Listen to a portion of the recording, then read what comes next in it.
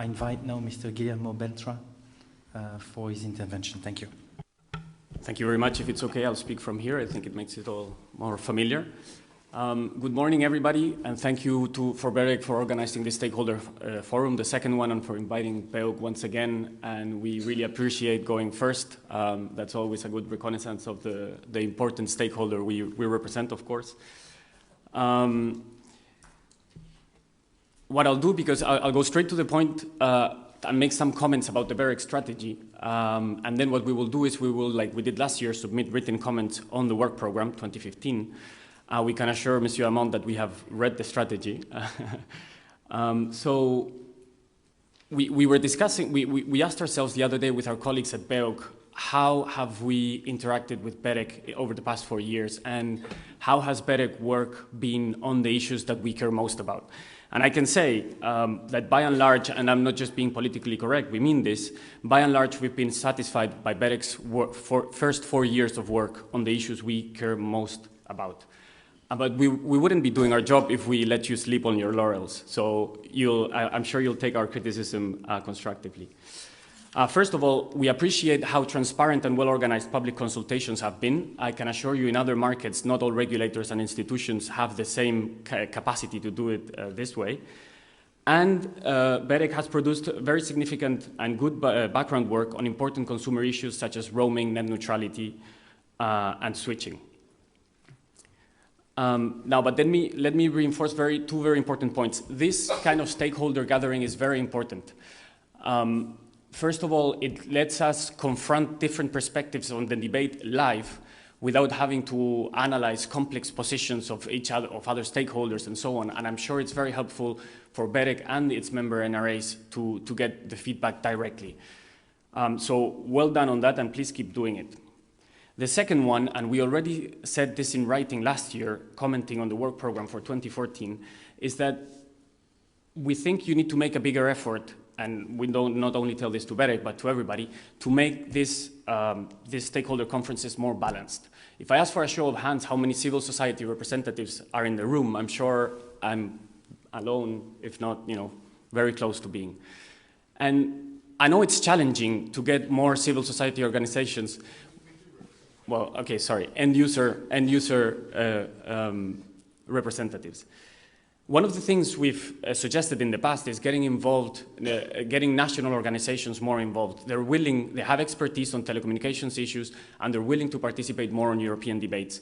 And one of the suggestions I would make is liaising with CER, the Council of European Energy Regulators, because they have developed quite a mechanism to involve national consumer organizations, and it works quite well. And there's an annual gathering organized with the Commission called the London Forum, where national representatives take part, and it works quite well. So that's just a suggestion. Now, I'll go over the 3 pillars quickly. On the first pillar on promoting competition and investment, I really like the sentence that the strategy says that effective and sustainable competition drives investment. Now, let me put a question to the floor to all stakeholders, but also to BEREC. Do we have effective and sustainable competition? If there is none, then what is the plan? How are we going to enhance more competition? And if there is enough, then by that formula, investments should be happening. But we keep hearing that investments cannot happen because there are no resources. So something's wrong. Either the formula is wrong or there is not enough competition. And then second, in one of the strategic objectives, one of the main points that BEREC makes is about consolidation, and we would like to highlight that we are concerned about the potentially detrimental effects that consolidation might have in competition levels in the market, and that we ask BEREC to continue monitoring that and study that carefully. On the pillar on promoting the internal market, on the point on regulatory cooperation, we've agreed that it is important.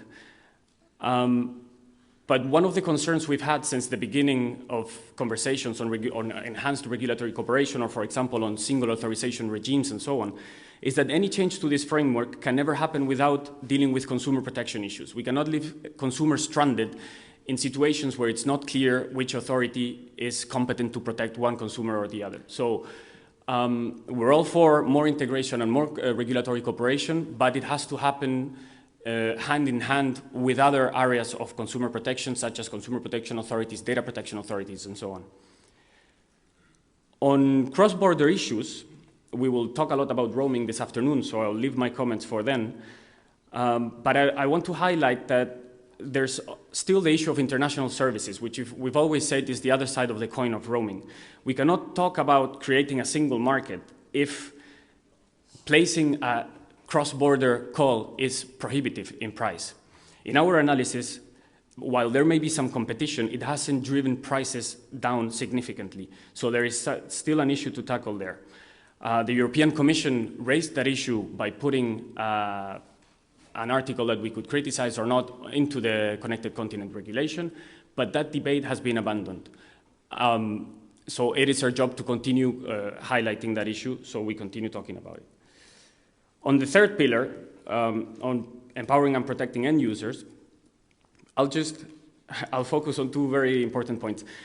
I like the sentence when BEREC in the strategy, it says that it has to continue monitoring net neutrality or open internet developments because consumers have an increasing dependence on the internet. That's true. But I'd say there's a reason which makes BEREC's work on net neutrality even more important. And that reason is that, what I'd argue is that there's an increasing number of challenging practices in the market that makes talking about net neutrality ever more important. And of course, BEREC and all the NRAs here are a crucial agent without which no net neutrality regulation will ever succeed, because we can have a very good regulation or principles and so on, but if they're not enforced, they're meaningless. And I take the opportunity to highlight an issue that is, in our analysis, more and more present in the market, more and more important in the context of the debate of net neutrality, but not sufficiently discussed in the public debate here in Brussels. And that is the issue of zero rating. We consider this to be one of the most potentially impactful in the midterm, because it is becoming common practice and because it risks changing the economic dynamics of the internet and could end by harming innovation and consumer choice. Now, there can be lots of arguments against what I just said, and that's fine, but we should have that debate, and I think what we would ask BEREC is to include that into the scope of their work, because we need your expertise, yours and your NRA's expertise on this issue.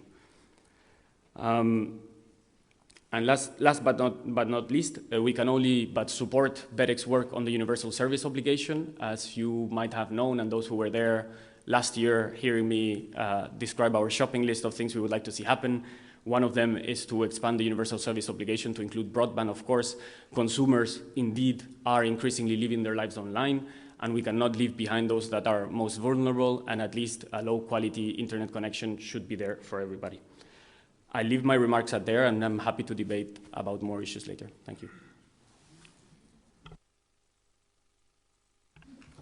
Annegret, a quick reaction. Thank you, and a very quick reaction on the zero rating. You're right, this is a problem, and we just yesterday discussed in a working group, you know, that BEREC is running a study called ECODEM study, where we look at the internet perception from the consumer perspective, and we are most likely, or nearly surely, including a question also on zero rating. Just to say thanks a lot, because 2 days ago I was at the expert panel on that study, and that was concretely my suggestion, so I'm glad that it's been taken up. Thank you. Took it up. Thank you. Then I would like to invite the second contributor today. It's Mr. Peter Mac Avock from EBU.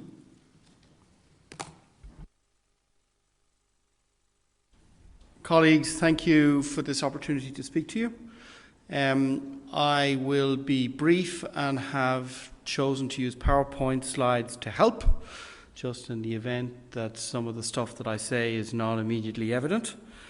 As always, we welcome the work of the BEREC group. We're also extremely glad to be able to present to you today.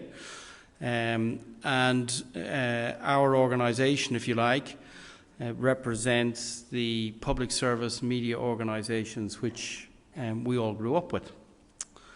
We're indeed very much consider ourselves the backbone of the European media landscape, and one of the peculiarities of being European rather than anything else. However, in our efforts to produce attractive content, we have to deliver a very wide range of content to all types of audience, and that audience, as we all know, is becoming more and more connected as we move on. My mother sitting at home watching linear television is a, hopefully not quite yet, dying breed. And part of this exercise involves understanding the dynamics of the different access networks that we use. Indeed, not by choice, but the BBC's iPlayer is now so popular that it's the major domestic user of internet traffic volume in the United Kingdom, and making sure that consumers experience the quality of service that they expect is something that is a non-trivial problem to solve. So to continue to be able to serve the customers, both yourselves, your families, and hopefully your extended families, we strongly support the activities of BEREC, are prepared and indeed anxious to actively contribute to these activities in a number of different areas. And I'm going to highlight a couple of them.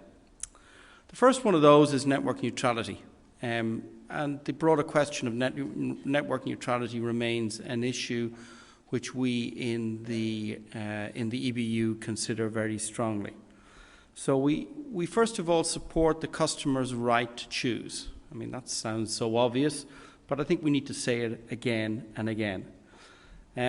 We also should note that Wi-Fi access represents the most substantial access network in use today for our media services. And we need to continue to recognize that as being the major access network and ensure, therefore, that that remains something that is high on the list of priorities. And we recognize that although 4G and 3G are significant access networks for media, they are principally designed and principally work for access to media out of doors. And I'm not sure if you're all aware of this, but we know that you consume media indoors, not outdoors in general. So your focus on network neutrality is indeed much welcomed. The idea of offering tiered subscription-based services alongside the core internet access is something which we indeed respect. Indeed, it's part of it's a major access network for access to our content, and that is something that should continue to be the case. However, we shouldn't allow such specialized services to impair the quality of internet access services to the general public. ISPs in general should not use blocking or throttling, but there may be specific cases where this is required, and there must be clarity as to why it is required, and there must be transparency in order to ensure that it is clear what is happening and why it's happening. However, the clear principle that discrimination against specific content is forbidden is something that we hold very closely to our hearts, as you can probably imagine. And we, in general, and this is something where we support recent BEREC reports and activities, we support the notion of strengthening the transparency associated with the measurement of internet traffic and real internet traffic speeds to ensure that there is informed decision making by end users. Again, this right to choose. We note with some satisfaction that you're embarking on a report on OTT, and particularly the proposal to conduct an overall analysis of OTT activities and business models and their impact on the electronic communications sector. The EBU and its members has for some years been endeavouring to launch OTT services, either individually as members, collectively in markets, and it is something which is becoming more and more important in this connected world. So raising the profile of this at this particular level is something that we think is extremely important, and we hope to actively contribute to the work on that issue. With that, I'd like to thank you for this opportunity and wish you the best of luck with the work programme.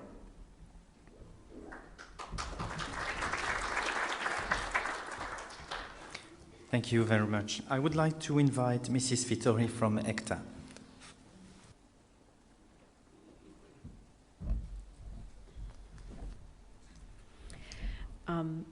Thank you very much for the kind invitation, and I would like to join my colleague from BEUC in commending the events that have been organized by BEREC, but also the transparency that it cares to ensure throughout its work and the all-inclusive discussions that we are able to have.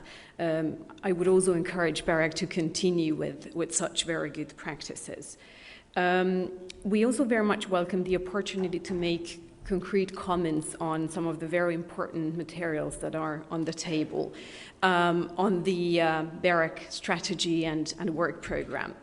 ECTA is a very strong supporter of BEREC's work in ensuring that there is coordination and harmonization going on in order to ensure a genuine internal market, and we think that the priorities identified in the work program and the strategy going forward are the right ones. So we really think that the priorities to focus on competition and investments to promote the internal market and to empower end users going forward are the key priorities.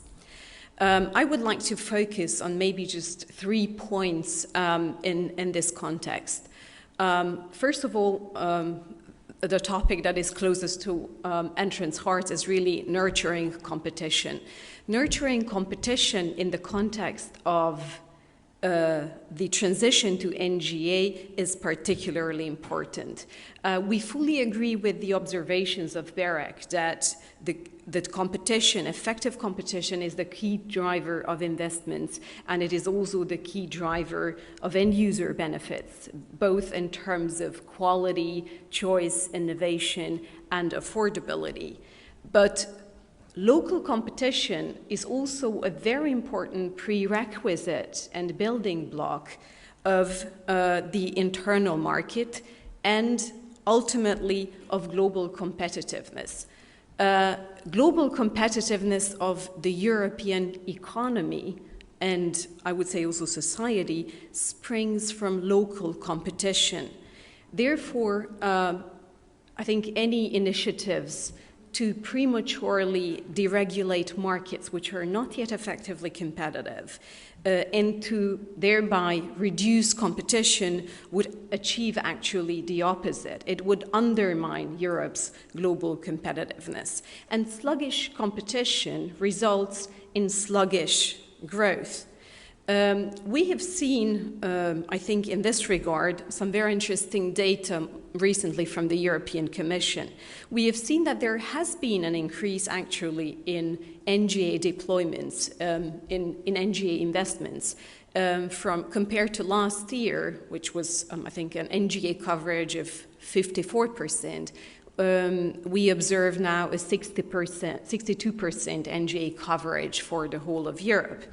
However, take-up of very high-speed broadband services has been quite slow. Overall, the estimation is that whilst 62% of households have access to NGA, only about 15% of households take it up. There is a huge take-up gap of very high-speed services.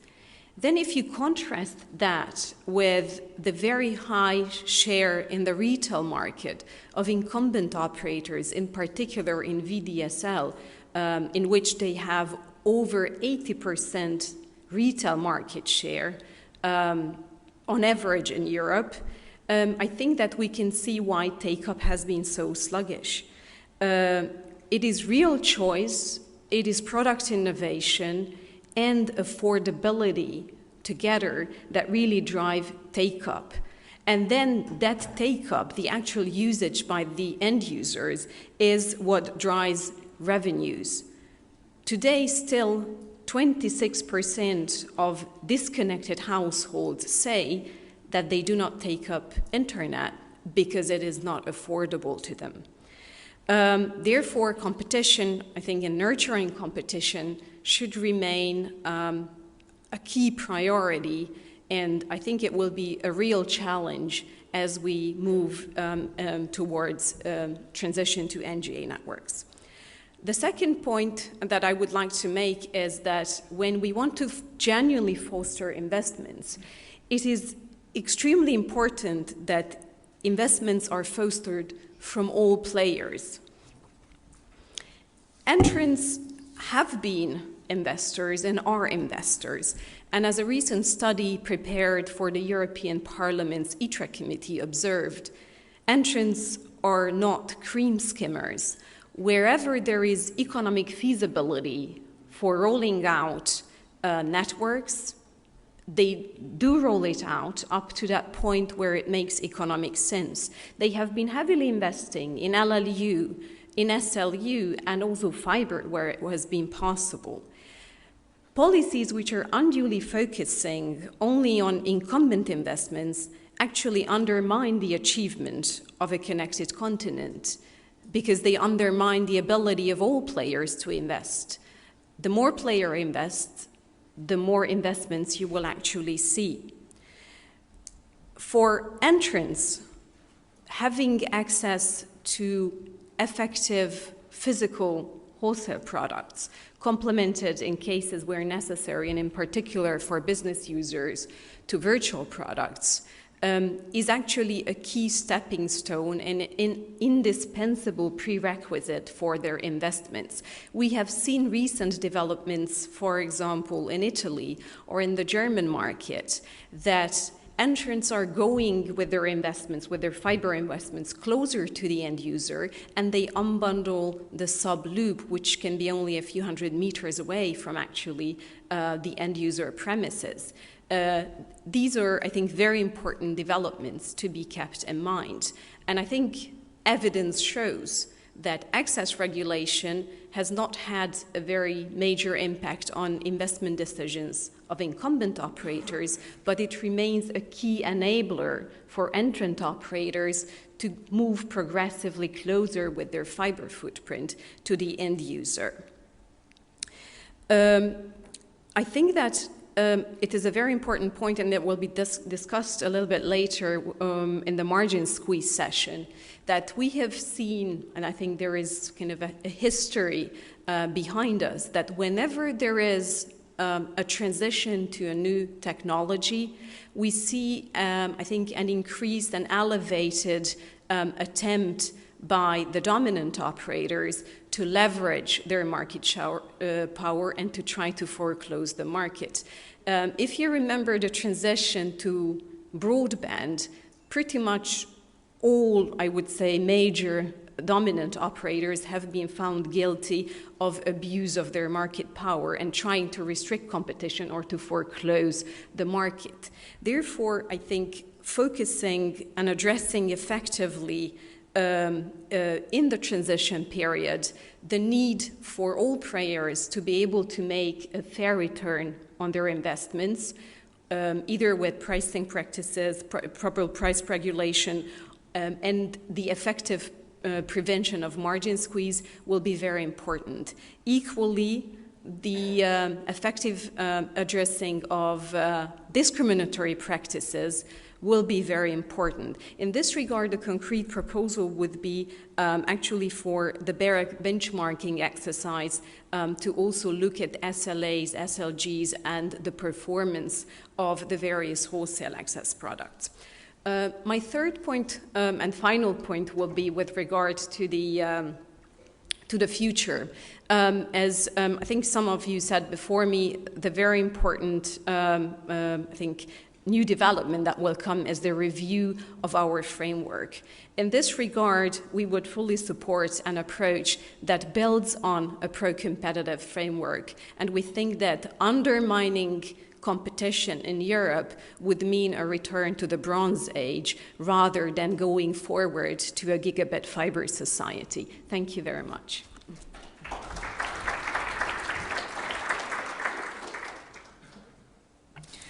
Thank you. I would like to call Mr. Ameil from ESOA, please.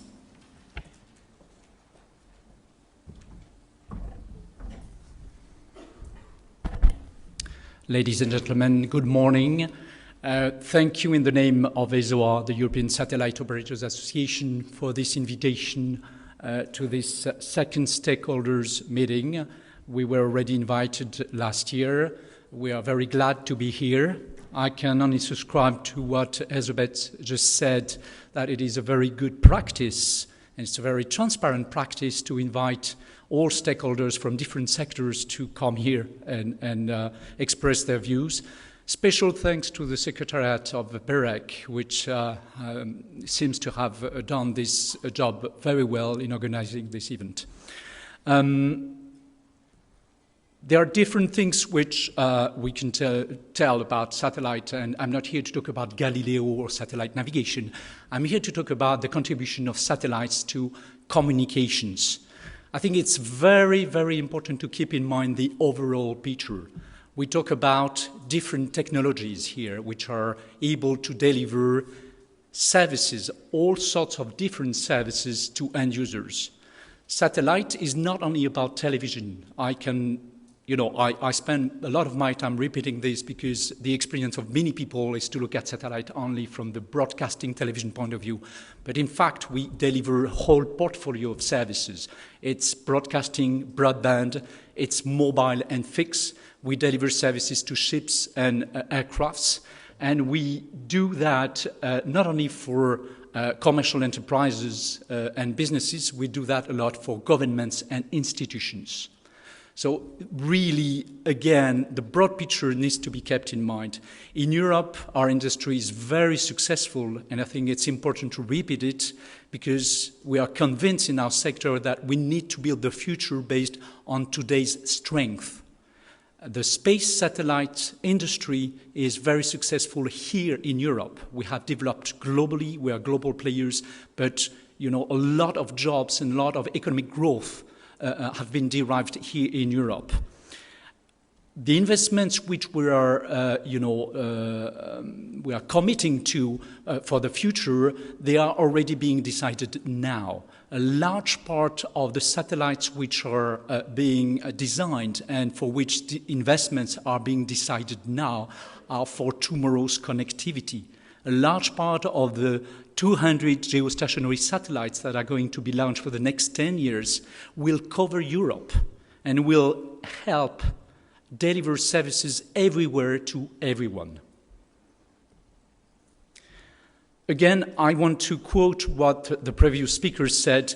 We need to make sure that investments is being done by all players, and we need a regulatory framework and conditions that enable these investments to be successful and contribute to bring the services to everyone. So the strategic priority number one of BEREC, which is to foster investments, innovation, and competition, we fully subscribe to it. We are absolutely convinced that tomorrow's connectivity, the next generation networks, will rely on a mix of technologies. We are convinced that we cannot respond to all the challenges we have, especially in terms of speeds, affordability, quality, and connectivity to everyone with one single technology or one single solution. This is not true. It's very clear that we need to combine different solutions as it is already the case today. So really looking at the strategic priority of BEREC, and here I repeated the words which we took from the draft program, it's very important to be efficient in terms of cost, investments, and quality. We need to be efficient and effective in delivering services. We also have in mind, and this is very much our credo in the satellite world, that services need to be delivered to everyone, everywhere. It is really important. It's not only broadband for all minimum services. We're talking about next generation networks. We're talking about high speed. We're talking about tomorrow's connectivity. This needs to be ensured to everyone, everywhere in Europe. We cannot afford having a digital divide in this area. And at the end of the day, what matters is that people get what they want. So we need to be able to respond to their demand for choice and also a high quality of services. Of course, all this needs to be affordable. Now, if you look at, and here I'm going to take two examples really. One is for the delivery of videos and the other one is for broadband. For the delivery of videos, we are convinced, as I said, that one single solution doesn't exist to deliver videos for everyone, everywhere. Video is really one of the key content that will be delivered and will circulate in tomorrow's networks. This is already the case today, but it will be even more tomorrow. Think about, YouTube, Netflix, all different type of services that rely on media-rich content. Video is very bandwidth, is a high bandwidth consumer. So it's really a type of services where we need to make sure that we have enough capacity and we can do our best. In this diagram, which I'm not going to explain in detail, you can come to me and we can talk about it later. We see that there is no one single, one-size-fits-all solution and one single technology that can respond to this challenge. Whether it's broadband or broadcast, you have limitations. And that's where we believe that adding satellite to the terrestrial solutions can really make a big difference. Again, think about the fact that we are already here and we are already investing. So let's make sure we use our strength. Here, again, I'm not going to get into the details, but what we say in this slide is that when you talk about high-definition video, the needs are much higher than the ones than the targets which have been already met today. So 35 times more gigabytes is needed to deliver high definition to everywhere, everyone. 4 more average speed is actually needed also to meet this high definition challenge. And at the moment, we have a divide that is of the order of 54% when we talk about high definition. But high definition is today. Tomorrow will be ultra high definition. And people will, for sure, be adamant at some point to get this very high quality level of service. For those who have not experienced it, it's amazing, it makes an enormous difference, but the point is, can we make sure that everyone can get access to it in all devices? Thank you. That is really where the figures are much higher in terms of what is the gap. So the solutions, we believe, is to rely on different solutions, in fact, on different technologies, different types of services, different platforms. And whether you talk about the reach, geographical reach, or whether you talk about the cost for the distribution of signals, you can see that figures are there to show that there are different solutions. I will finish on this last slide talking about broadband. We don't only innovate in the delivery of videos, we are more and more in the broadband consumer market. We innovate. We believe that satellites are more and more capable to provide two-way standalone solutions. And we not only talk about small capacity, we talk about really terabytes per second satellites, high throughput satellites, which will be able to meet the challenges of the 2020 digital agenda. Thank you.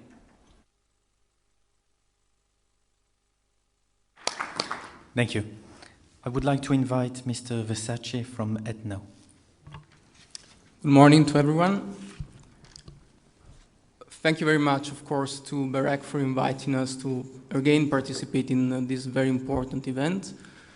Let me start by fully subscribing to what all my colleagues said before. We very much appreciate these events and any initiative by BEREC in order to increase its transparency and enhance dialogue with stakeholders. We support very much this, and we will, of course, be happy to closely work with BEREC also by means of public consultation for all its incoming activities. I will briefly touch on some points which I think are very interesting in the strategy and in the work program. We will then elaborate everything more in detail in our written response to the public consultation. The first point I'd like to raise is the importance of investment in the pillars of the strategy, and the recognition made also by Madame Barros in her intervention that we need to do as much as we can to create a favorable climate for investment in Europe. Of course, as ETNO, we very much commend this objective, and this was also one of the main points of our agenda for Europe, which we presented 2 weeks ago at the ETNO summit, and which you can read on our website. We think that data shows that investments should be put at the center of the EU agenda for the electronic communications sector, and especially in light of the coming review of the framework, we should urge the European institutions to keep this point high on the agenda and to put in place a favorable climate for investment. This is shown by some figures which have been recently compiled in a very interesting study by Professor Yu of University of Pennsylvania. It's not the only study of this kind, but it's, I think, a very relevant one, which shows that between 2007 and 2012, the investment in broadband per household in the US compared to the EU has been almost double, around $540 against $288 in Europe. And this includes both fixed and mobile broadband. And we think this data shows that in any case, you can always, of course, debate data and criticize them and propose new data, but we think that there is scope to do much more on this side. And this is my first point. The second point is, of course, linked to the review of the framework, and we appreciate that BEREC we will, of course, try to inform this process. We think that ETNO thinks that this review should be centered around 3 main pillars. The first one being, as I said before, the creation of a framework which favors investment. The second one, which is linked to the first one, an overall simplification of the access regime for physical infrastructures. And the third one, which is also currently being debated, general rethinking of the way in which spectrum is managed in the EU. And we hope that these goals, these objectives will also be taken into account in the work that BEREC will do with regard to the review. I will go then to my third point, which is also closely related to the second one, which is spectrum. And we noted with pleasure the fact that BEREC intends to work more on this and to enhance its already ongoing cooperation with the RSPG. And we really think that this is important and could be a key step in order to have a more harmonized and better framework for spectrum in Europe. The other thing, and this is the fourth point that we commend, is the broadening of the scope of BEREC activity, which we think is extremely interesting. As it was said before, BEREC is now willing to look at the whole ecosystem and the electronic communication sector at large, including OTT services. I don't say anything surprising when I say that we've been looking at this for a long time now, and we've always thought that a key rule should apply in the electronic communication sector, which is same services, same rules. And we commend the report which BEREC will undertake in 2015 on OTT services. We hope that this consideration will be on the agenda of that report, and we also hope that we will be able, by means of public consultation, to contribute to that work stream, which seems to be very promising and interesting. Now I will just conclude, hope to be brief enough, with a reference that I want to make to the recently adopted recommendation on relevant markets, which was adopted last week. We note that BEREC intends to work on its implementation, and we definitely commend that. And we hope that the recommendation will be implemented swiftly by NRAs, and especially as far as the regulation of former markets 1 and 2 are concerned. Finally, let me conclude by thanking again BEREC for the kind invitation, by thanking in particular the chairman, Guillermo, for the kind collaboration we've had in the past year, and congratulations to Madame Barros for her appointment. We look forward to working with her as well in the coming year. Thank you.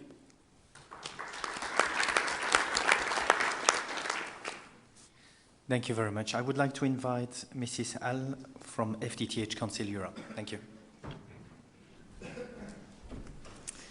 Good morning, everybody. Thank you for inviting us to come here to speak today. Also, in general, as an introduction, we would like to just say that we are very happy to see the work program going on. And the structure of it is very favorable as we see it. Apart from that, and the work program aside, we would like to just say two things. That is that we see a number of unusual activities coming up this year, or 2015, that we think that BEREC needs to put a substantial amount of resources on. Firstly, that's the significant amount of public finance that will be deployed in black and grey areas, which we think will create quite a lot of questions, remarks, and discussions. Secondly, the new Commission, who is committed to bring forward the proposals on the digital agenda single market within the 6 months. So, the FTTH Council has produced a number of papers and input on these topics. You can find them on our website. Today I will discuss 2 of them and go more in detail into 2. The first one is the interpretation of technological neutrality, and the second one, the structural separation. Regarding the interpretation of technological neutrality, firstly, we would like to say that the FTTH Council as an organization, an industry organization, agrees that the market players are the best place to make the technology choices in well-functioning markets. That view is turned today on its head where markets are characterized by failure. And every market in Europe is classified by market failure, which requires decisions about granting access to the price at which access is granted to be taken out of the dominant firm's hands. And there cannot continue to be a presumption of innocence in technology choices. Therefore, the FTTH Council believes that realistic targets must be a requirement for public finance allowances and allocations.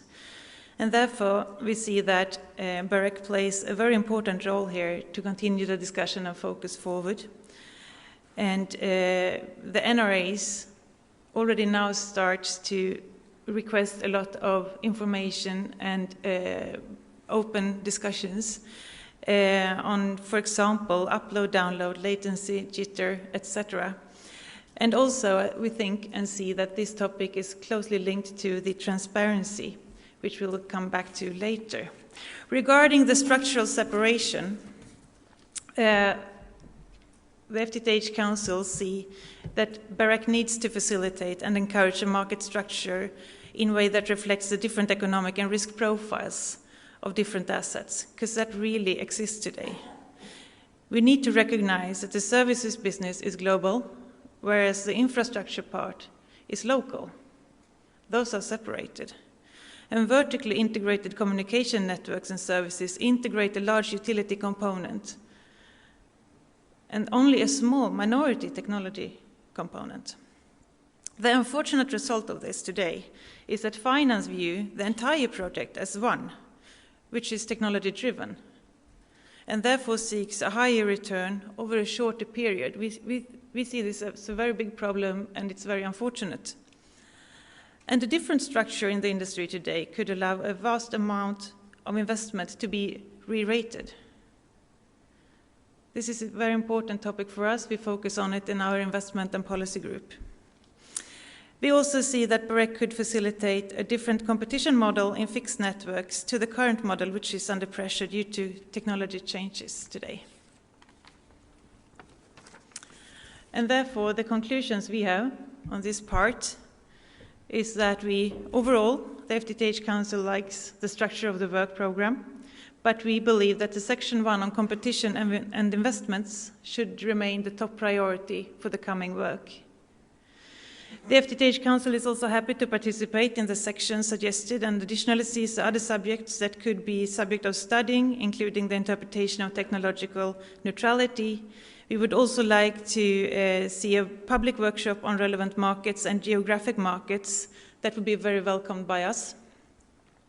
Also, the study on quality of services that's been mentioned earlier here today should also look at advertised versus actual speeds and also reflect back on consumer transparency. That is important in general.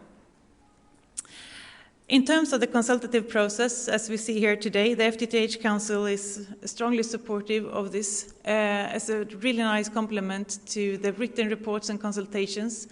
It's good to meet all of you and to have the possibility to discuss in this room and outside the room on all these work programs. Thank you.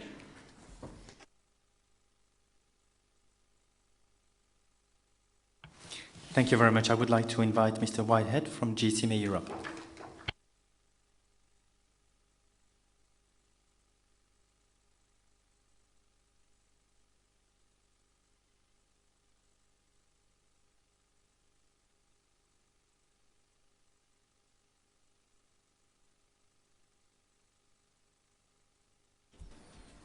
Many thanks for the introduction. It feels a little bit like speed dating this, doesn't it? And you're always now halfway through the range of potential suitors. As announced, I'm Martin Whitehead and I head up the GSMA Association in Brussels. Now, clearly most of the people in this room will be very familiar with our organisation and its work, but just for the benefit of the wider audience today, the GSMA represents the interests of mobile network operators around the world. We have almost 800 mobile network operator members. We also have over 200 associate members from what we call the broader mobile ecosystem. So that group covers companies, for example, handset manufacturers, software companies, and equipment providers, but also organizations outside of our direct ecosystem. So here we're looking at organizations in sectors such as financial services, healthcare, media, transport and utilities. A further indication perhaps of just how pervasive mobile has become and how it impacts many sectors beyond telecoms. So we would also like to add our thanks to BEREC for its continued outreach to stakeholders and also congratulate it for taking and sustaining the initiative to host these yearly meetings. I have to say I'm a little bit disappointed though. Normally as a Brussels resident, when I come out to Zaventem Airport, it's the first step to get on a plane to heading somewhere south to find a little bit more sun than we're going to get today. Time is short and you've many voices to listen to, so I'll crack on. BEREC has circulated two very engaging and thorough consultation documents, the 3-year strategy and the work programme. And clearly there are many elements in these documents that are directly relevant to our membership. We will also clearly be submitting a comprehensive written response, but I'd like to use my slot today to focus in particular on two aspects of next year's draft plan, and that's before finishing with an invitation and also a bit of a clarion call for partnership in addressing what we consider to be an increasingly shared and common agenda. Now, the first aspect I'd like to point to is BEREC's input into the next framework review. Your engagement and contribution is vitally important, and we'll call for you to advance work in this area as soon as possible in 2015. It is clear that much remains to be done to achieve a true telecoms single market, a fact readily recognised by the European Commission itself in its communication last year, which was adopted at the same time as the proposals on the Connected Continent. And indeed, last September in Riga, when we had the first of these meetings, those proposals were subject to almost every intervention by stakeholders. This year, we cannot be sure of where that legislative initiative will take us and when, but what we can be certain of is that more will remain to be done to complete the telecom single market. We will need a broader and more comprehensive connectivity agenda that better address the challenges of investment. Without the communications industry, Europe's digital economy simply would not exist. The industry's commitment to continuous investment, in spite of severe economic turndown, means that close to 100% of Europe's citizens have access to broadband connections, and mobile operators have committed billions of euro in capital expenditure and also in the acquirement of 4G spectrum to move things as quickly as possible and to bring new networks into operation. Improvements in speed, quality and the reach of Europe's broadband infrastructure will be central to underpinning growth in Europe's digital and its broader economy. Now, as BEREC prepares its own assessment, we would urge consideration of supporting changes that tilt regulation away from the management of end-user prices to consumers towards one which is more encouraging of investment and innovation in the networks and services that are enjoyed by Europe's citizens and consumers. The framework should also be adjusted to reflect the new competitive environment, with an emphasis on consistent regulation of all equivalent services. If it looks and feels the same way to the consumer, it should be treated the same, irrespective of the technology being used, who is providing the service, from where the service is provided, or where the end user is located. From a consumer's perspective, it has to be same service, same rules. Same service, same protection. This consistency should also be matched with predictability and an avoidance of overly prescriptive rules. The second aspect that we'd like to mention is BEREC's planned report on OTT services. Now, your input and reflections in this area will also be a key contribution to the forthcoming review. You are right to highlight the considerable changes in the market, and that's already been reflected in a couple of the interventions this morning. Again, we would argue that this work should be accelerated to the extent possible. I know you have 33 deliverables, so you have a lot on your plate already. And clearly, it's really important that the work that you do in this area is closely coordinated with the European Commission's own efforts on this topic. We would say it is important to have even-handed regulation in the converging environment of today's internet economy. Now, with respect to that converging environment, this summer the GSMA conducted a survey of over 8,000 smartphone users across Germany, Spain, Italy and Sweden, but also Brazil, India and South Korea. There were some interesting results. For example, most users understand, for example, the messaging market to be a single market, covering IP-based instant messaging and SMS. 69% of them claim that messaging apps can replace SMS, and 50% use them predominantly. Interestingly, 66% have never switched operating system or social network, and 73% want it to be possible to make calls and send messages between applications. Further, 66% want easy porting of their digital assets between applications, and the final number, 84% want the same privacy protection for equivalent services. We need to keep networks and platforms open across the whole digital value chain. The focus should really be on what is needed in terms of pan-European legislation to ensure the internet remains unconstrained by any player, be it a network operator, search engine, device manufacturer, or content provider. Finally, the invitation. I'd like to take this opportunity to extend an invitation to you all to join us at GSMA's annual Mobile 360 conference, which this year is taking place in Brussels on the 8th of December, under the banner heading Accelerating Growth Through a Connected Europe, and against the backdrop of a very large connected city exhibition. Industry, policymakers and regulators will explore how mobile communications infrastructure and services are transforming commerce across the single market, enabling public services in areas like health and transport, and promoting private sector innovation and entrepreneurship. The importance of that event, in addition to an opportunity to see what's happening today in the market and having some good exchanges, is it brings alive the power of mobile and its impact and reach into all sectors of the economy, as I mentioned earlier. Now, at the GSMA, we see the coming months and years as a tremendous opportunity for Europe to regain its mobile edge. We need to maximise mobile's contribution and fully realise its potential to help Europe meet many of the challenges it's facing today. An opportunity knocks. We have the review of the broad 2020 growth agenda. And of course, we also have the review of the framework on the horizon. Now, the responsibility for the investment and the innovation clearly lies with industry, but policymakers, legislators, and of course regulators can all play their part in shaping an environment in Europe that encourages investment in connectivity, enables innovation in great new services, and builds trust and confidence in the take-up and use of those services by the region's citizens.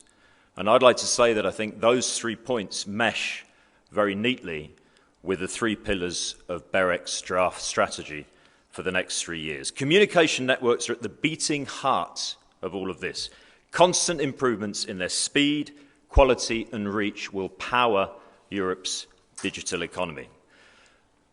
Just to close, the GSMA and its members look forward to working with you in the rollout of both the work programme and the strategy, and we stand ready to support your work programme with our industry knowledge, and we look forward to contributing insights into the many and very important areas that your draft work plan covers. Thank you very much for your attention.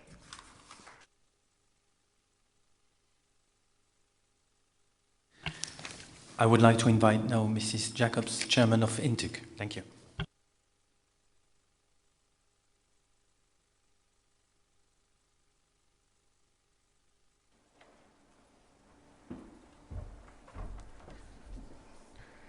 So, good afternoon, or good morning still, sorry, to you all. INTUG represents business users, and I am very pleased that this morning Ms. Barros and Mr. Hamad mentioned the business market very specifically. We are very pleased with this.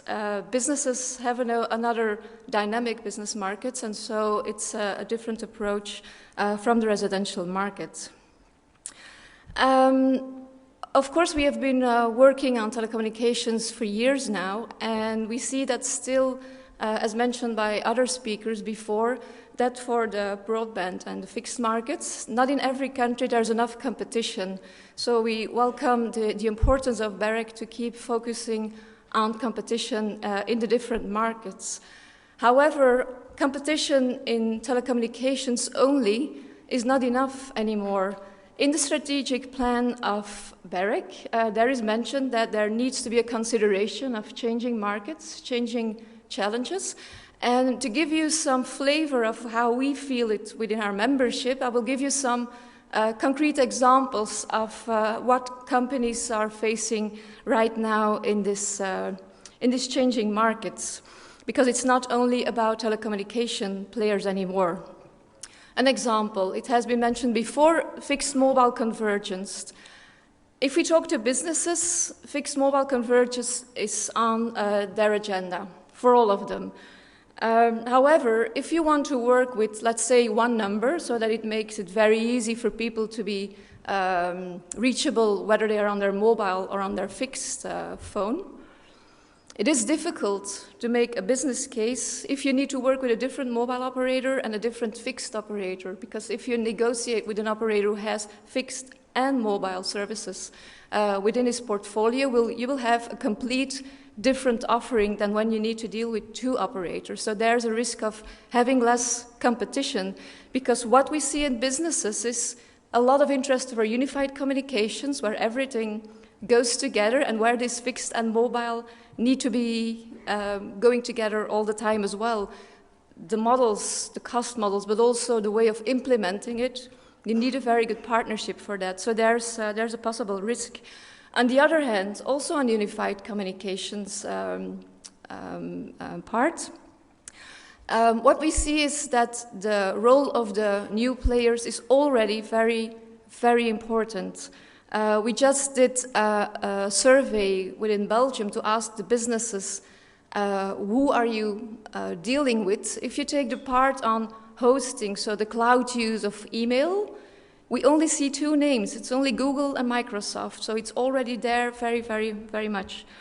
But if you see then the changing of the classical or traditional voice services, voice over IP, of course, becomes very important. But for this Belgium survey, we see that already 54% of the businesses is using Link, so the voice part or the voice over IP part of the UC suite of Microsoft. So this is really a reality today, and I think it's a very, very big challenge there for BEREC. Other issues that are popping up now, we like cloud very much. There are some hurdles to take, and one of them is, as it is important for BEREC to look forward and to have a strategy and a clear way of work for the next years, it's also the case for businesses. But if they want to move to cloud, what they want, they are faced with completely new license models. And the classical ICT companies turning their models to cloud models, they are not ready with their models yet, which is a big issue. So business want to go to the cloud, want to move on, but of course they also want transparency and predictability for the future, which is an issue. This also goes together with all the problems of data protection and the lack of a harmonized market in that way, but that is not really a BEREC issue, so I'm not going to go further into that. On the quality level, with the marriage of cloud services, mobile services, and the importance of communications, it's very, very important to have very high-performance networks. We are very pleased with the new relevant market for business-grade services, so that's a very nice point. A suggestion we have for all the different regulators is, isn't it possible to monitor the quality and the coverage of the mobile markets? We receive a lot of questions. We see that businesses are quite not frightened, but really interested to know the performance. And it would be nice in the different countries to have an objective measuring of the performance instead of relying only on the information the different mobile operators give to you. In the meantime, we have been contacted by Erzsebet, so the French regulator, to discuss the issues for business services. So, of course, we will help BEREC as much as possible with giving input on the barriers our businesses face. So I would like to thank you very much for this opportunity to give some flavor of what businesses feel. Thank you very much. Thank you very much. I would like to invite Mr. Kurth now from Cable Europe. Thank you.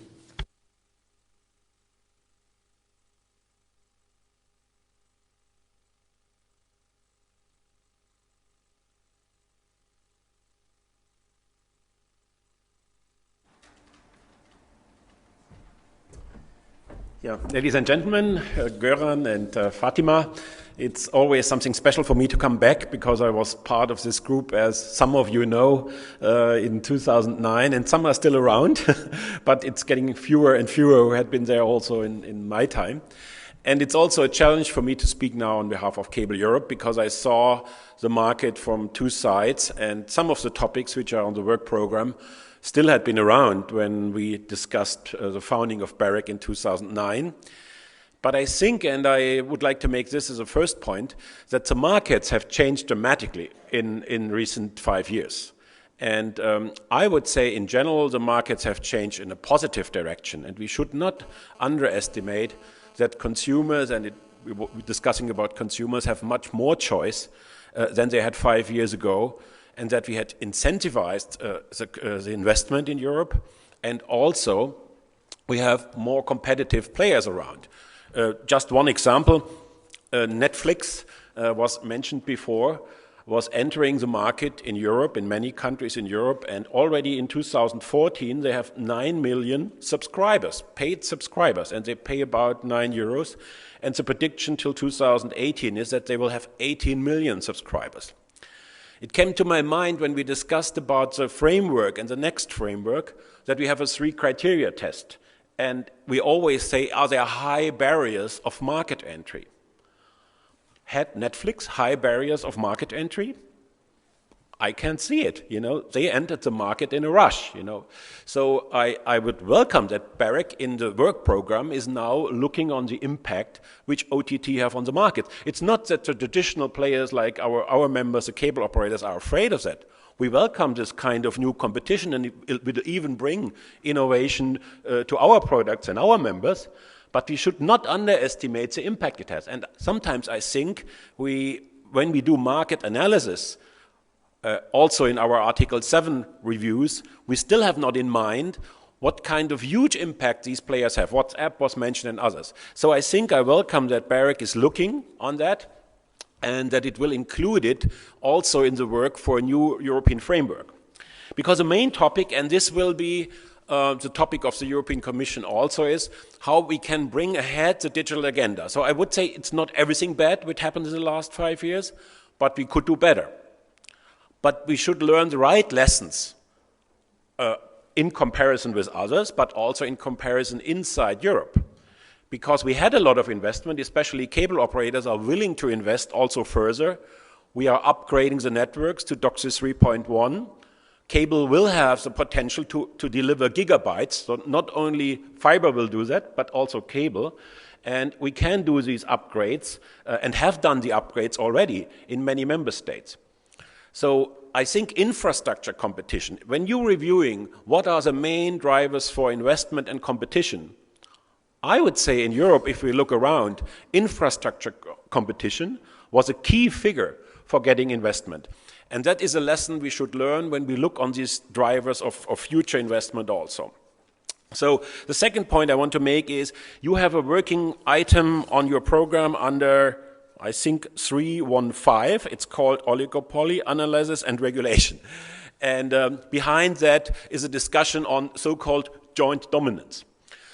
We all know that this is a very tricky point. And the first thing I would like to make is telecom regulators have to be aware that we have to be in line with the general competition principles. In Germany, for example, I always had to send my former decisions to the competition authority. So I think the first and utmost important thing is that we don't create a specific telco or IT competition principles. And I think, Anthony, it's also important for the Commission, that this is in line with general competition principles, because the philosophy was regulation always has to have the same kind of roots and competition law. So if this work is done, and I have seen that you are planning a workshop already in the first quarter of 2015, I think we should be aware that this is done in close cooperation with competition lawyers and that we don't create a specific kind of joint dominance for this sector. This would not be suitable. And also there will be a public consultation. Obviously, we would be interested, and Fatima, you mentioned that you will work very transparent. So especially the cable operators would be very interested to get as early as possible information what is going on in this topic. Because I think you should be aware when decisions would go in a wrong direction, that could harm especially the willingness of cable operators who had carried on this infrastructure investment in the past. So this is a very sensitive point for us, and I just would like to make you aware that we would like to contribute on that, and that therefore I think we should do that as early as possible. Another point I would like to mention is the whole discussion about end users. Obviously, we are also interested to have happy end users, who is not, you know, because when we have a lively competition, I think the best protection of end consumers is that they can switch. And therefore, I think the cable operators in Europe had been quite successful and had been on the winning side of the switching mechanism. But it comes to your work program on quality of service. And this is a long, ongoing work program with BEREC, and you did, I think, a lot of good work in that.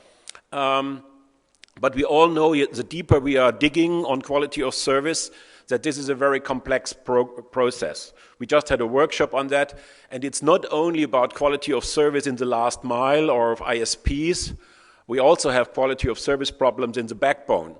And in the backbone, I think the measurements we do sometimes have not a close view on the backbone, on peering, internet peering on a global style. And sometimes that also can influence the quality of service of the customer. Therefore, we should not have the misconcept that only the ISPs are responsible for quality of service, because there are a lot of different levels where quality of service is influenced.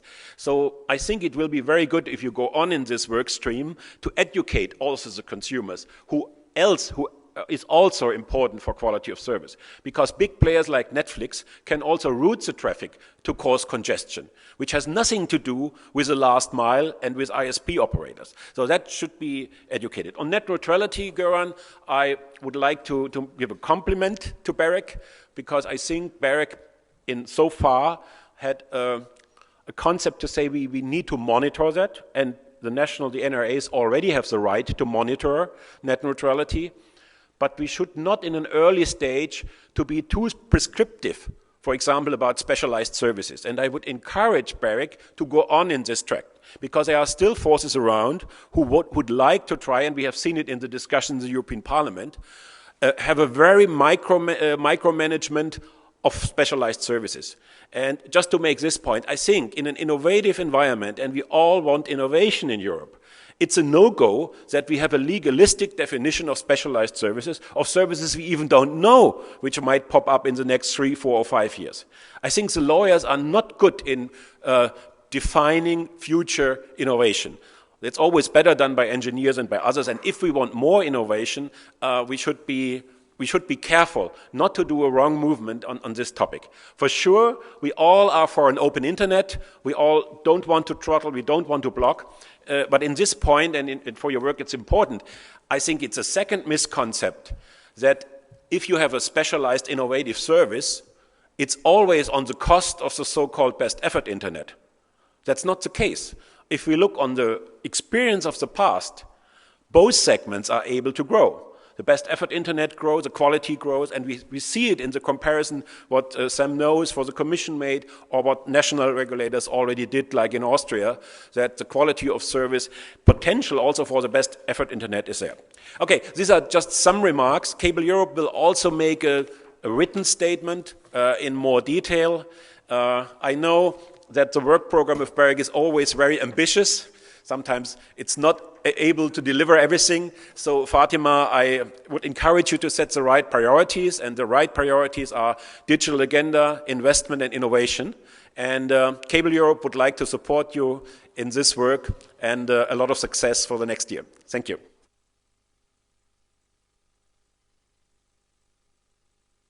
Thank you. And now I would like to invite Mr. Albate from SERE.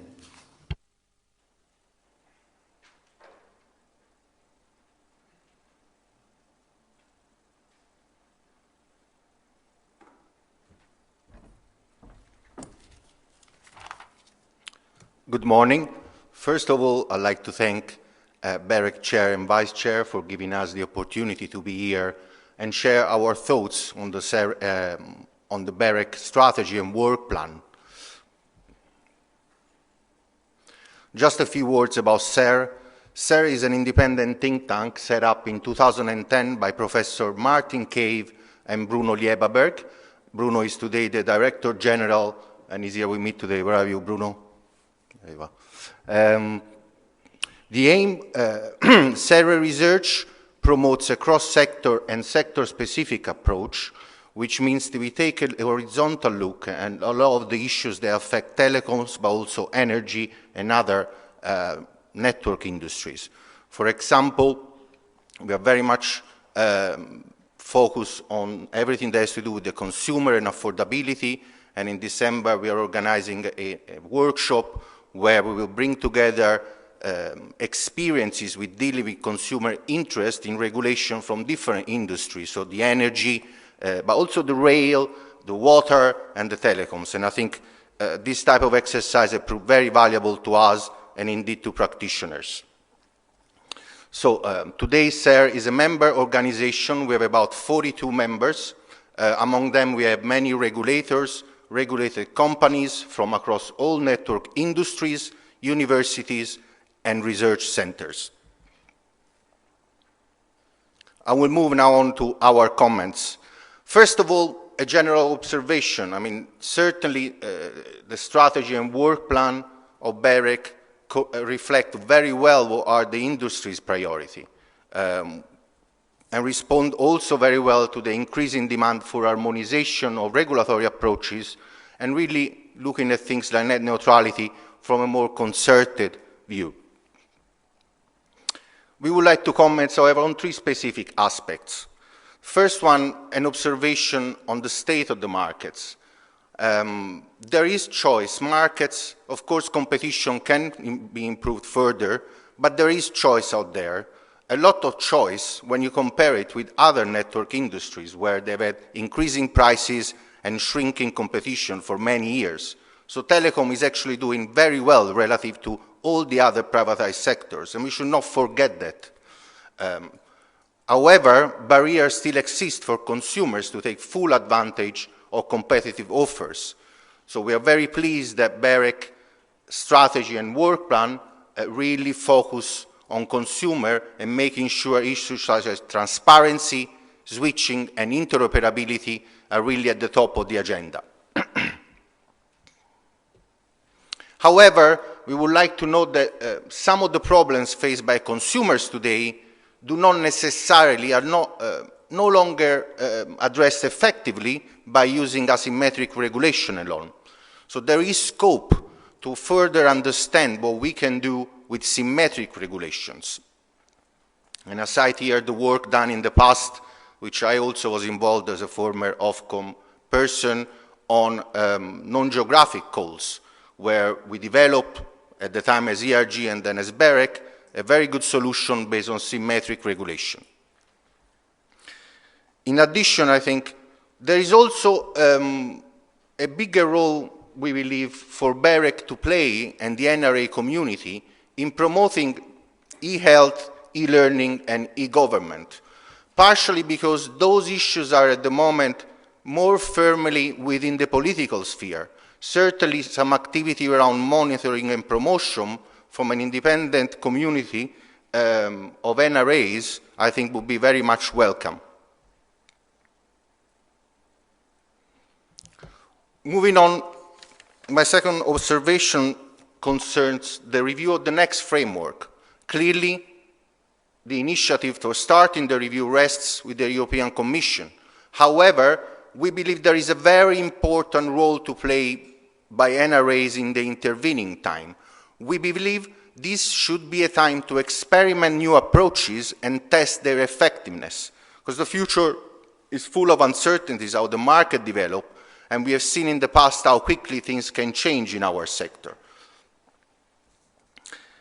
Certainly, the revised relevant markets recommendation offer the scope for such experimentation, and it should be used to good effect. This is a message that we also developed for our work on a dossier for the incoming Commission published in June this year, where one of our key messages for the Commission was to allow some level of divergence in regulatory approaches to allow experimentation and be able to work out empirically, which is very important to learn from our experience, what works and what doesn't. Finally, when looking at the future structure, sustainable structure of the telecom market, I think it would be essential to adopt a new approach that takes full account of the complexity and development of the market structure that we observe today, We have a lot more cross-group and network effects than before.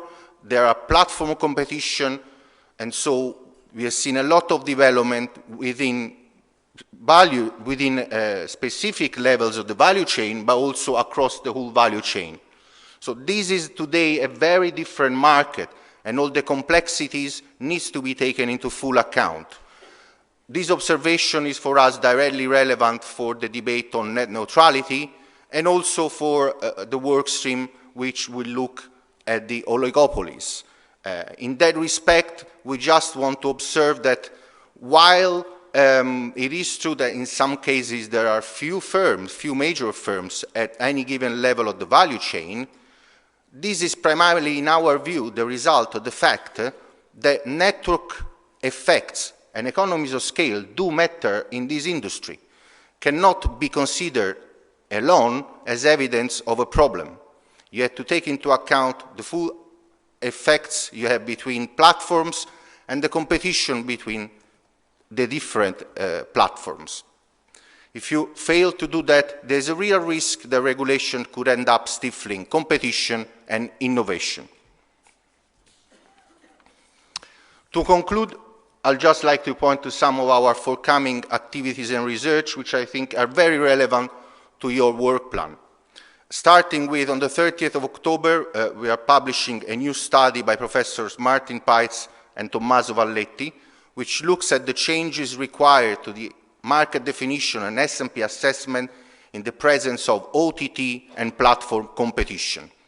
The day after, we will discuss the results of this study in a seminar organized for the 12th of November. On the 13th of November, we organize a seminar on media regulation. And we start that way what we internally start calling a sort of look at the future of regulation in this sector. And that will continue next year with some important topics, a research on mobile consolidation, on the effect it has had on prices and investments, a research on big data and the Internet of Things, looking at the economic, legal, and consumer issues, and also looking into the future of universal service, and including the idea of a right to communicate across the postal and telecom sector. With this, I conclude my intervention. I thank you very much for your patience and your time.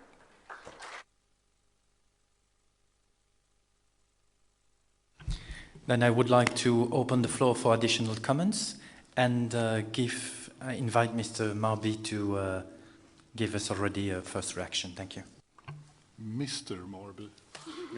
You can call me Cher if you want to be informal. First of all, I'd like to thank everybody for great interventions. I think that I'm happy about one thing. When we started having these kind of meetings, everybody was so happy to say that all problems were related to BEREC and its members. We don't see it to be the only problem for any problems in Europe right now, which I like. One thing you may think of when you're looking into what we're doing is a little bit more a philosophical view on how we deal with this regulation thing going forward. And because we are, as you are, we don't know how the market and the consumers in the future, regardless if they're a business or private consumers, what they need in the future. There's a couple of points here I want to pick up on, and one of them there's been discussion, how is the state of competition in Europe? The sole reason we're sitting here as ex-ante regulators is because we think it needs improvement in competition. We don't think that the competition as the market in telecommunication would survive to 100% without us. So I think that's a very simple answer to any question about that. There is one thing that we are trying to get into as well, and it's the discussion about the formal competence of BEREC is a very interesting discussion. As a BEREC member and the chair of BEREC, it always becomes a little bit tedious if I say that we should have more powers or we should do more about spectrum. But there is one thing I think we have in common, and that is the question about demand. Often when we come into these discussions, we talk about that if we regulate the right way, investment will come. And that comes from an old world analysis, how the world looked like when we had telecom operator who were monopolists who said they could build any technical technology and then force the customer to go into it. And with this multi-way of doing things now when we have the investors in the infrastructure and we have investors in, you can call them OTTs or you can call them service providers. The world is very different. So I also think, and BEREC also thinks, that we have to take the discussion, how do we increase demand? And what are the problems of increasing that demand? So we in the end get customers who actually are willing to pay for services, which in my world, when I went to business schools, there was a demand and then came investments. And maybe this industry has gone in a direction of being like everybody else. You need a demand to create the investments. And the regulatory purpose is to make sure that the end user has a choice and that we don't prevent the investments when there is a demand. And I think that if you look on the, if you take what BEREC is saying, what we are saying is that we have to be more multi-dimensional discussions than we had before. Because in the essence of this is also that we have differences in Europe. Annegrethe was referencing the ECTA study, which I think is a far more interesting study than we actually expected in the beginning. Because what we started to do is to look into different countries within Europe and say that, how do you look on this thing called the internet? And it turns out that people react to the word internet very differently. In some countries, in some of the Nordic countries, internet is a part of how we, it's a part of the breathing system. It's an extremely dull and dark place if we don't have internet connection. In other parts of Europe, you connect to the internet and then you disconnect, which is a totally different thing how you react to technology. Either you live with it, and I'm not judging on what is good or what is bad, it just shows there are differences within Europe still. And we have to take that into account when we look into these matters. With that, I just want to do some of the reactions I'm doing that is I'm very happy and very proud of all you people feeling it worthwhile to talk to people like us, and I think that's very good. Thank you very much. And the floor is open. Yes, good morning. I'm Frederik de Bakker from Telefonica. I actually have two clarification questions on the interventions from before. One for Guillermo. Beltrà of BEUC, you mentioned a point about consumers should not be left behind when there is kind of integration. I really did not get that point, and I don't know if you could give an example of what you exactly mean there. And if I may, I have another question to Karin from the FTTH Council. You mentioned different competition models for fixed. I mean, I understand those words, but I don't know what you have in mind with different competition models for fixed, and especially I do not see how NRA should then kind of bring the market to different competition models. So if you could perhaps explain what models you have in mind and how that should be pushed forward. Thank you very much. Okay, Mr. Beltrà. Thank you.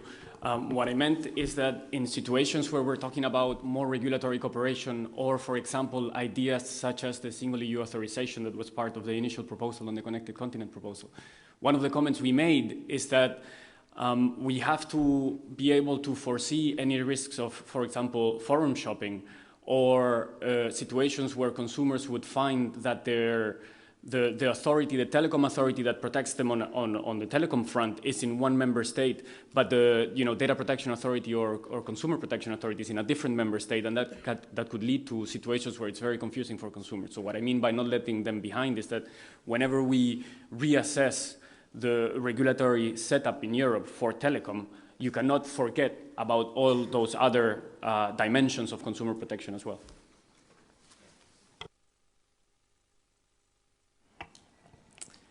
In my slides, it says a different competition model from today, not different models.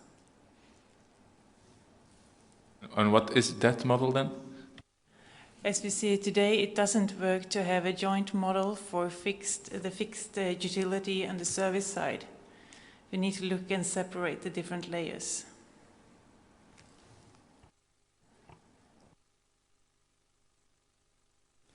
I think there will be a lot more questions at the coffee time. Then other questions, remarks? Please, don't be shy.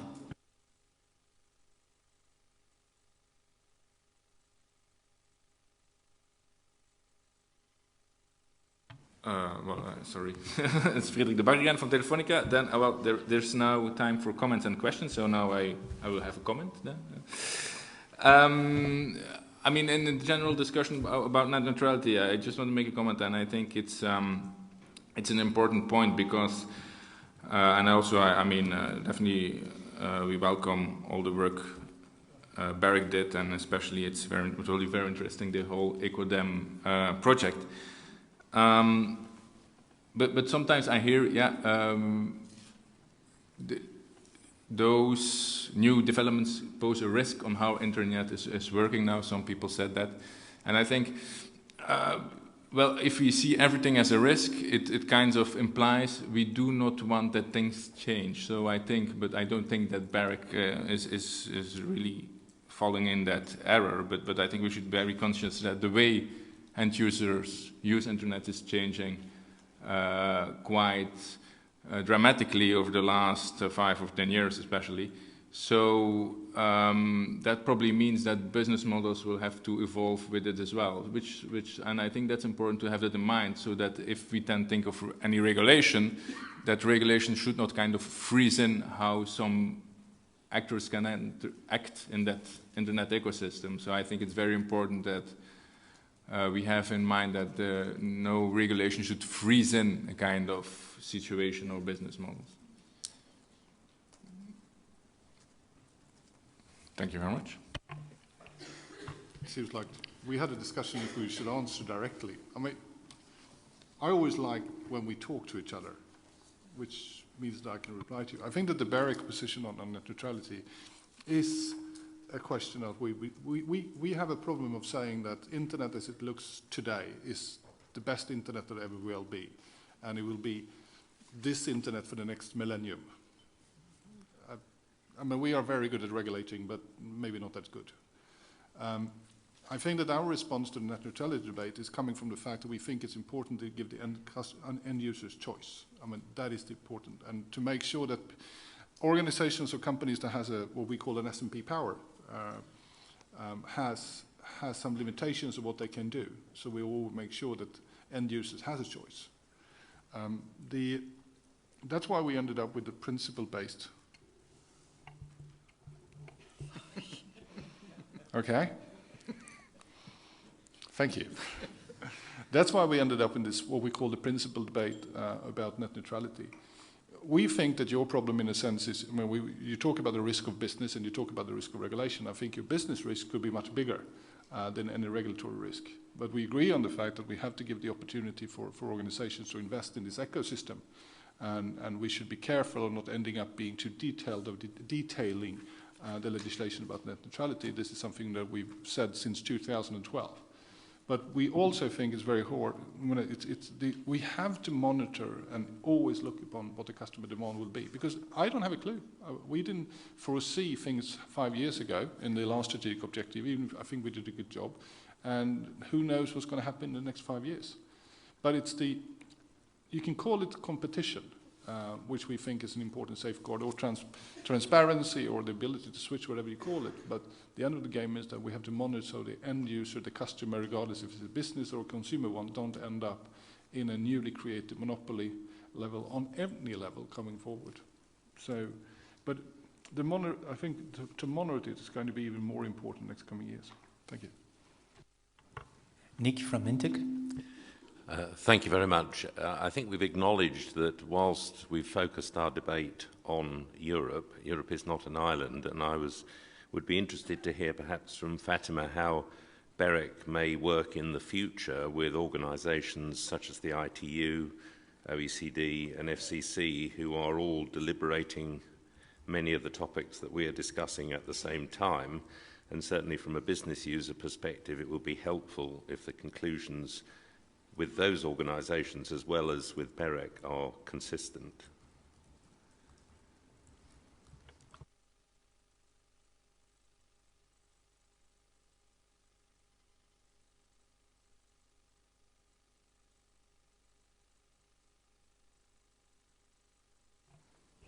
I agree with you.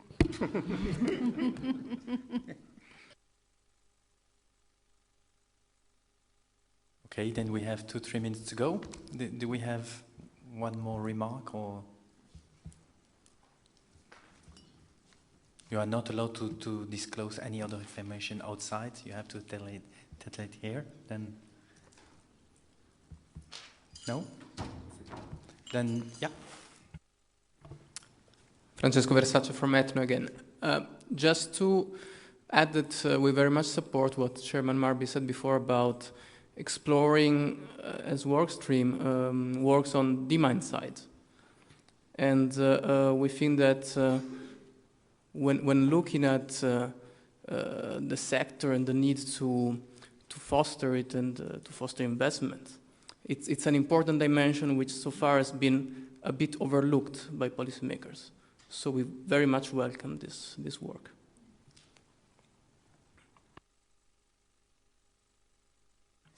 Then I would like to thank everybody. Just a quick wrap-up. Thank you very much for all your contributions. Of course, we are looking forward to get written contributions too.